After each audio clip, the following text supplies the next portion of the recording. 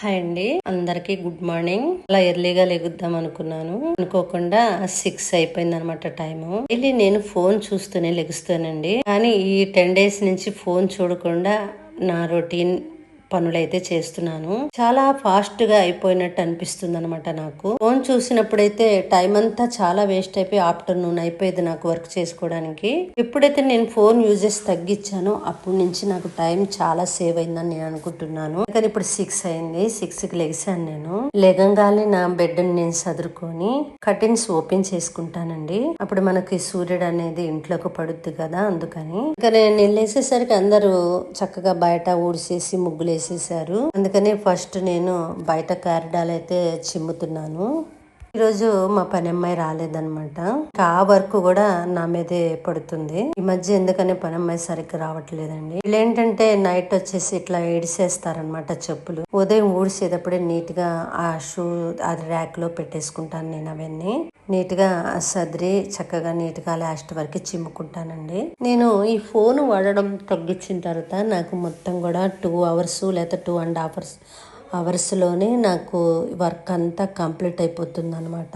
తర్వాత చాలా అంటే చాలా టైం ఉండిపోతుంది. ఏం చేయాలి అంటే అంత ఫాస్ట్గా టైం సేవ్ అయ్యి నేను కాసేపు ఆఫ్టర్నూన్ కాసేపు పండుకోవడానికో లేకపోతే బ్లౌజ్ స్టిచ్ చేసుకోవడానికో ఏదైనా షాపింగ్కి వెళ్ళాలన్నా కూడా అట్లా వెళ్ళగలుగుతున్నాను.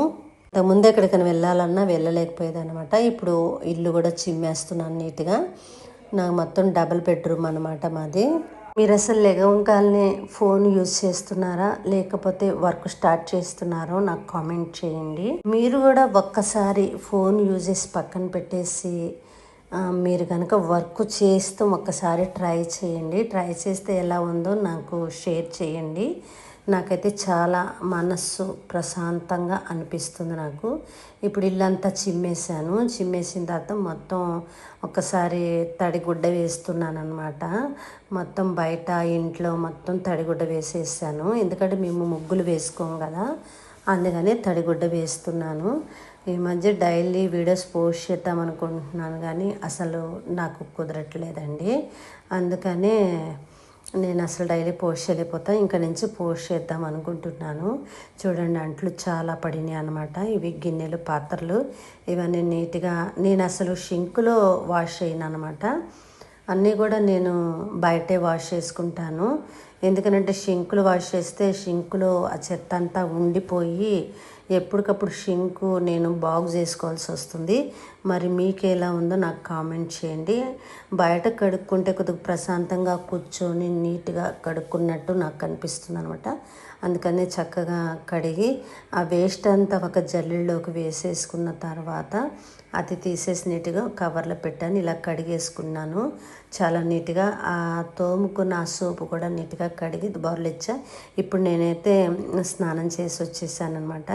రాగాలి నేను ఇప్పుడు సియా సీడ్స్ తాగుతున్నానండి. నాకు 2 months నుంచి నేను ఈ సియా సీడ్స్ అయితే తాగుతున్నాను. ఒక గ్లాసు వాటర్లో నైటే నానపెట్టుకున్న ఒక స్పూను సియా సీడ్స్ని దాంట్లో కొద్దిగా ఒక నిమ్మకాయ తేనె వేసుకొని కలుపుకొని తాగితే నాకు కొద్దిగా పొట్ట తగ్గినట్టు అనిపించిందండి. తర్వాత నేను నైటే ఇదంతా నేను తుడుచుకొని పెట్టుకుంటాను, ఏది వంటగది. ఇప్పుడు పొద్దున్నే బొద్దింకలు వస్తాయి నీట్గా మళ్ళీ అవి మొత్తం తుడిసేసాను అనమాట. ఇప్పుడు లెగంగానే చిక్కుడుకాయలు కట్ చేసి పెట్టుకున్నాను నైటే. చిక్కుడుకాయలు పొయ్యి మీద పెట్టాను ఉడకబెట్టడానికి. ఇప్పుడు రైస్ అయితే ఎక్కించాను అనమాట.